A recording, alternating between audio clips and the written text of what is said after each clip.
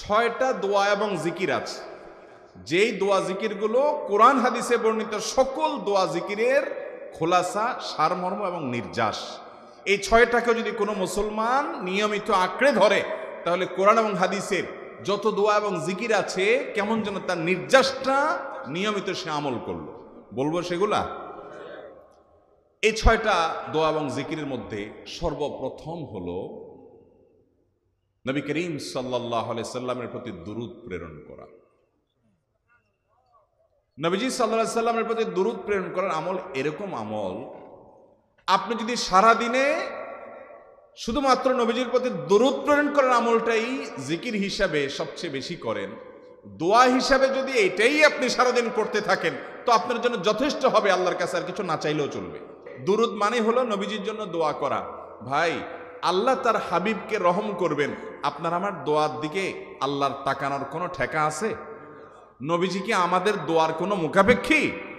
কিন্তু আমরা তার জন্য দোয়া করলে ওই চান্সে আল্লাহ তাআলা আমাদের প্রতি অনুগ্রহ করবেন। একবার না, আপনি নবীজির প্রতি একবার রহমতের দোয়া করবেন, একবার দুরূদ পাঠ করবেন।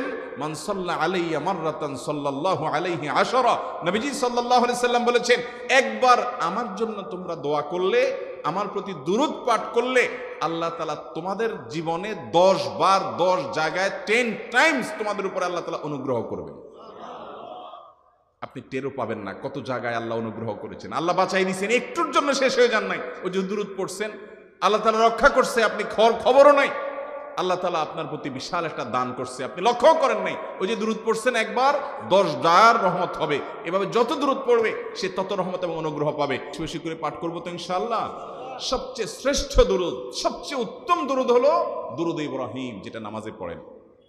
আর সবচেয়ে সংক্ষিপ্ত দুরূদ হলো সাল্লাল্লাহু আলাইহি ওয়াসাল্লাম। এছাড়া নবীজির প্রতি দোয়ামূলক যে কোনো দুরূদই আল্লাহর কাছে গ্রহণযোগ্য হতে পারে, যদি দুরূদের অর্থের মধ্যে, কথামালার মধ্যে খারাপ কিছু না থাকে। 6টা দোয়া হলো কোরআন হাদিসের শত শত সহস্র দোয়ার নির্যাস এবং খোলাসা। তার 1 নম্বর হলো দুরূদের আমল। করবো না বেশি বেশি ইনশাআল্লাহ।